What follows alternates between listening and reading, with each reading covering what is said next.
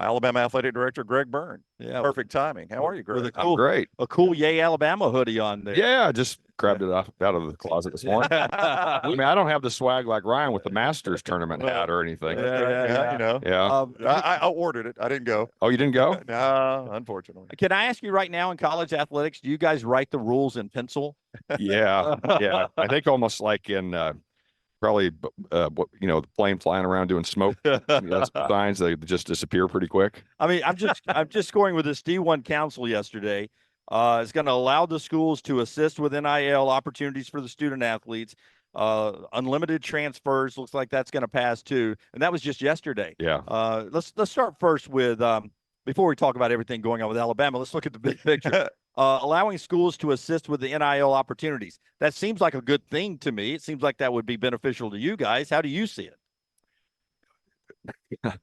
It's complicated, right? Yeah. There are some positives to it. The challenge is as soon as you bring it into your institution, you have Title IX responsibilities.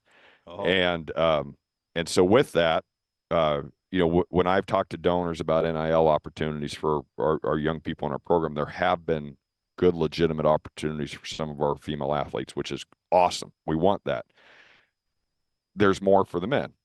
And so if it's all of a sudden the school putting that together and actually brokering the deal, I think that could cause some potential legal challenges. And Lord knows we've had some. Yes. That's why we're even what was done yesterday, which is go wherever you want, when you want. Listen, there are good, legitimate reasons why people transfer. Okay. When I was after my sophomore year at Oregon as an undergraduate student, I transferred to Arizona State to follow Regina, who we will be married 30 years next month. Love got me, excellent right? Choice. Yeah, excellent choice. Yeah. But, and so pot, meat, kettle, I've transferred. At the same time, too, part of what going to college is learning how to deal with challenge, developing resiliency, changing your roster over every single year, and you can have success with it. Look at our men's basketball team this year, right? But I do think there's value in learning how to stick through some challenging times, and I think that's not something that's being focused on right now. And more importantly than all that, last time I looked, we are the University of Alabama. And there's all the other universities too. Higher education is a part of that. And it's amazing how little education is getting talked about in recruiting. And that's not good because, the investment we make in the young people in our program, it's when you read about all the unpaid labor and all the different things that are out there, there is a huge investment we make in our young people from an educational standpoint, not to mention athletic, not to mention nutrition, medical, mental health, all these different things. But all you continue to hear is unpaid labor. Yeah, well, it was a priority, academics for parents back in the day when recruiting. Is it still? I mean, I know for athletes, academics haven't always been a priority. And now with NIL, they want to know how much money they're going to make. But I hear these stories. It's mom, it's dad, it's the uncle. How much is my kid going to make now? Yeah, there's some of that. I mean, and a lot of, don't get me wrong, there's a lot of families that absolutely value the education. That's wonderful. I meet with a lot of recruits. I'm going to meet with one here in about an hour. And I know education is going to be part of it, and we make sure we focus on that. For some, at least what you hear publicly right now, you're not seeing or hearing as much of that. And so NIL is a focus. I can tell you we have gotten kids to transfer to Alabama because part of what they like about what our coaches are doing is that's not the first thing we talk about. We do talk about what the University of Alabama represents, what their education is going to look like, the way they can build who they are. You heard Coach Saban talk all the time about building their brand, right? And making them better for the future. And we spend a lot of time, energy, and resources on that we're very proud of. And I will tell you, I think some kids leave here and then all of a sudden they say, oh my gosh, it was pretty good at Alabama. I had no idea. And then there's others that have transferred into Alabama who is from very prominent schools. And I'm not going to knock any schools, but who have said, man, I get treated really well here across the board. And I'm proud of that as the AD. I'm not embarrassed to say that. And so sometimes, we have done in our industry a very poor job of messaging of where we invest. I think I've said on your show before, at our place now, full ride scholarship, what we invest in you, not cutting a dollar in salaries. Okay. $195,000 a year. Those are real dollars. Wow. And we get zero credit for it. And I think what we see is, I've read some that, well, you just treat your Olympic sports like Division III sports. No, I don't want to do that. I want us to invest in these young people because they work really hard at it. But as much as people think there's unlimited money, there's not. We have to manage our budget. We make a lot of challenging financial decisions every single year to make sure we do our best to balance our budget on an annual basis. Alabama Athletic Director Greg Byrne with us. This is a two-part question. I want to take you back to before the SEC tournament. Nate Oats, the school gave him basically a Final Four contract. Mm-hmm. As the athletic director to manage that and then to see him go to the Final Four. I mean, that's pretty remarkable, right? That you almost give him the contract before he even does it, and then he immediately does it. Well, I certainly, nobody's ever accused me of being a prophet. But we believe in Nate. We believe in the job that he's done. The kids like playing for him. We've had a few kids go in the transfer portal in the last few days. We were anticipating that. Right. It's the world we're in right now. So he is the way he is developed and our program. Young men want to play for him. Kids have a real affinity for him as their coach. He's ahead of the curve offensively, and preaches defense all the time. Recruits his tail off. He and I talked twice yesterday, and it was, a lot of the conversation was about recruiting and where we are right now. So we're really proud of him. We knew he wanted to be our coach for hopefully the rest of his career, and we stepped up. But the thing I love so much about him is I said, Nate, if we're going to invest in you at this level, I want you to make that same commitment back to us. And you've made this point on our show before, and he has done that in 2 consecutive contracts. He has. Yeah. And this one even went further. Right. And so I was, I said, our fan base wants to know that you are just as committed to the University of Alabama as we are to you. And he's like, Nate, shoot. Yeah. So he was, he drank some water. He's been awesome. Yeah. But the second part of the question is, you might've been like me. You woke up one morning and John Calipari had left Kentucky overnight. And did he? Did that happen? I had no idea. Really? When did that happen? As an athletic director, what is your response? Because as you said, you'd just done the contract. Nate made a commitment to Alabama, but obviously there is a massive job open. Yeah. I mean, there are probably, Kentucky's probably one of the top 2 or 3 jobs in the country. No doubt, yeah. Historically, and I worked at Kentucky. Right. I was the head of fundraising there for, we lived there from 2002 to 2006. And, they care that there is a lot of similarities between Kentucky men's basketball support and Alabama football support. Right. And the focus on the state. So, I didn't just sit there and say, oh, I guess Kentucky job's open. Nate and I talked several times, and I already knew the things that were important to him. It's not. Listen, we've been fortunate. The question I only get asked about 8,000 times a week is the arena. We've been fortunate. We've raised a lot of money for the arena. Our donors have been really good for it. That is a priority for us in what we have to do. We also are in very challenging, turbulent waters right now. NIL is a reality. We have to pay attention to that. If you really talk to most coaches, they're not going to be as concerned about the game day and what that looks like. They want it to be good. Don't get me wrong, but they're much more concerned about their classroom, which is for a basketball coach is the gym. And so we've got some things we're working on to address in a much shorter time frame, and that will benefit our men's basketball program, benefit our women's basketball program too. And so we were able to talk a little bit more about that, because during the season, I didn't bother him a whole lot about that because I want him to be focused on his team. But we had already started talking about that, and we just had a couple more conversations once the news. But, he made it very clear to me. He wanted to be here. And I think his actions, once again, back up his words. And he had to be comfortable, I think, as well with Yay Alabama and the NIL collectives and that plan that's here. I would imagine he looked at that and said, okay, Alabama can do anything I want to do here at this basketball program. Talk a little bit about Yay Alabama and how that's working right now. Yeah, it's evolved. I've been really, we've been building the plane as we're flying it. Right. And so, I think outside people will say, well, you need to do this, you need to do that. Listen, we're listening. But there's one of the things for us is we don't want to spend a lot of overhead. We want to do everything we can to make sure we keep the main thing there, which is the support of our student athletes. And also, the reality, it is an outside organization. I don't control Yale, Alabama. I can have opinions, but I'm not sitting there, well, you need to do this, you need to do that. And so our donor base, we've dramatically added to the base number of the $18 a month. We have a student group now. We've had some folks with good, legitimate business opportunities for the young people in our program. When I listen to our radio broadcasts now, for whatever sport I'm listening to, I'm hearing our student athletes on the advertisements. Right. That's really cool. They're learning how to build their brand. We're talking about money management. We're talking about all the different things. To be honest, when I was 18, 19 years old, I didn't understand compounding interest, right? So educating on that, what it looks like. And I've told some of our kids this. I tell them the story. I was 23 years old. Regina and I were about ready to become parents for the first time to Nicholas. We had just got married. And so I was making $25,000 a year.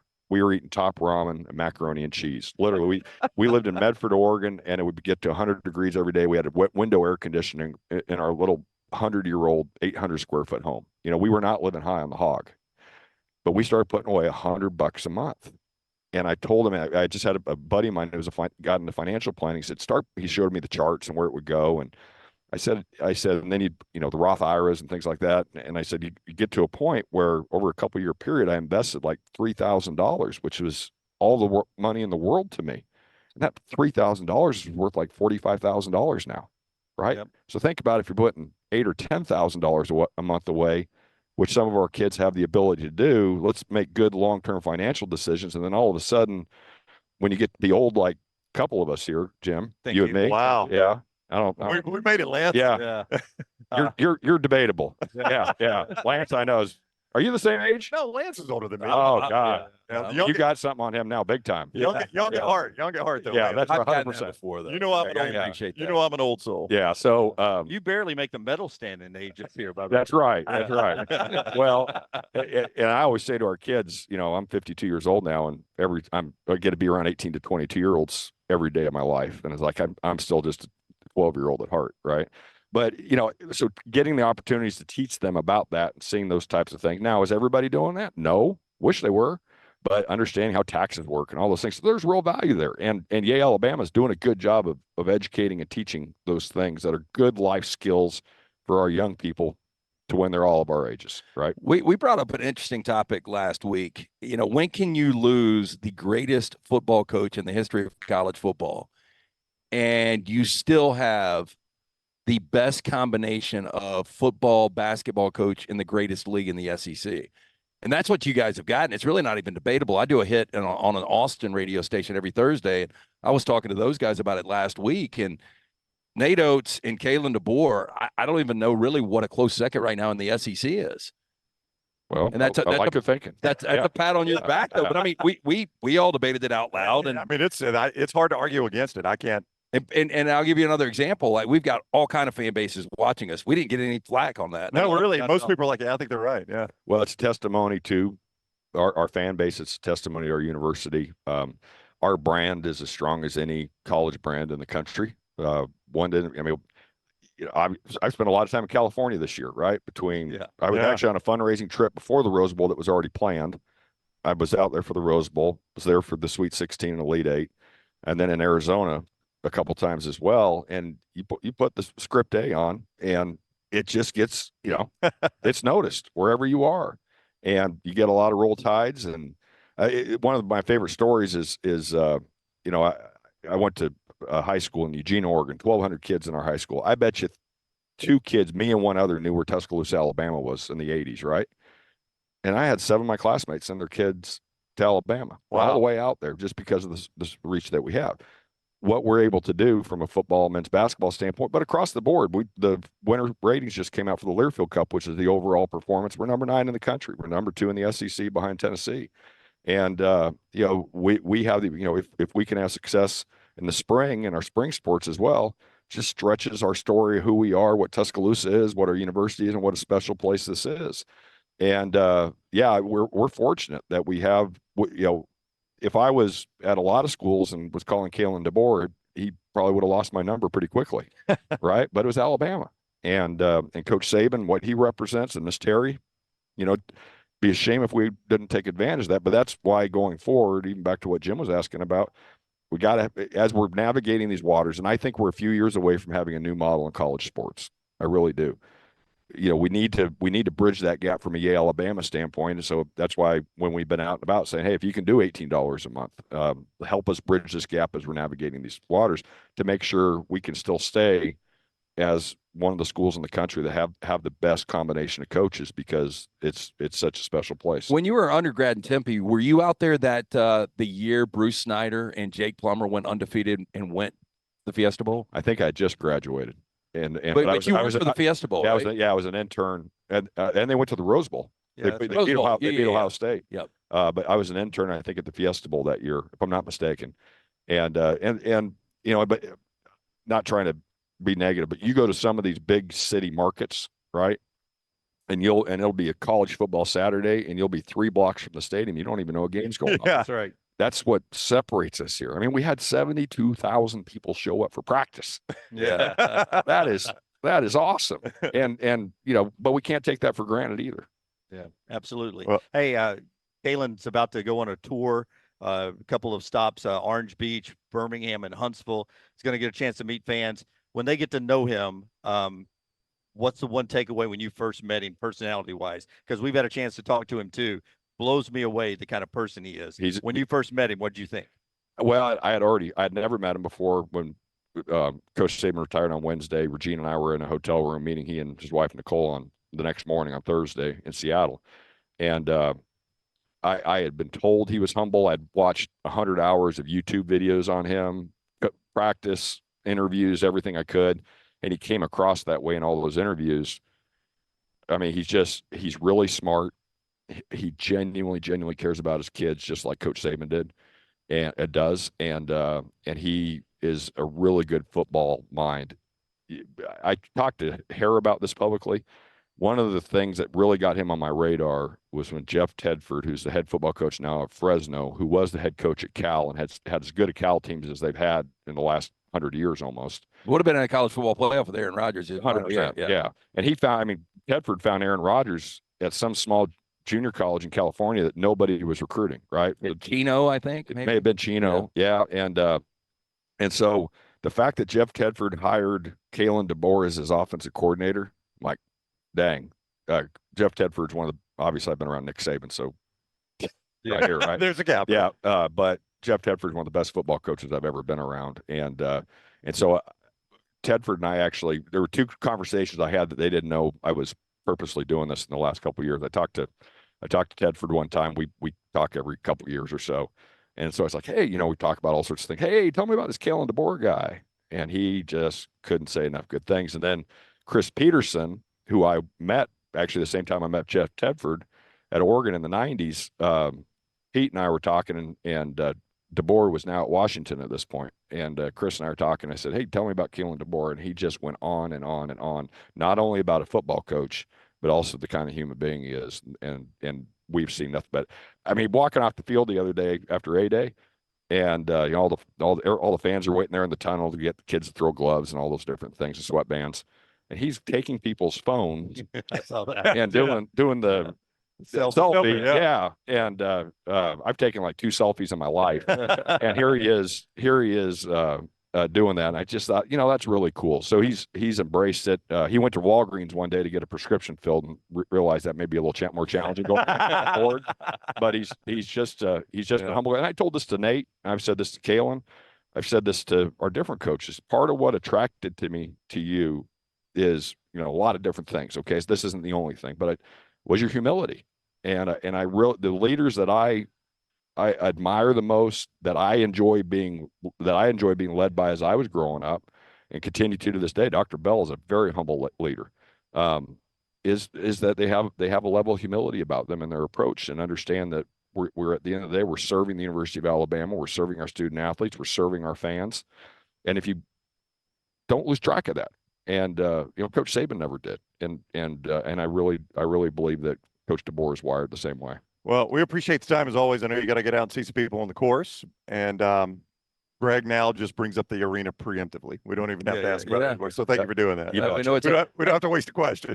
Pocatello, Idaho. Pocatello. Pocatello. Yeah, Yeah, the Harvard of Idaho. I mean, so you were born there. You go to Eugene, but how long did you spend in Idaho, and what is there to do there besides fly fishing? There is good fly fishing. My dad was an avid is an avid fly fisherman, and then it's about an hour from Jackson Hole, Wyoming, so it's all the outdoor activities that you have. Did you ever see a bear in the wild?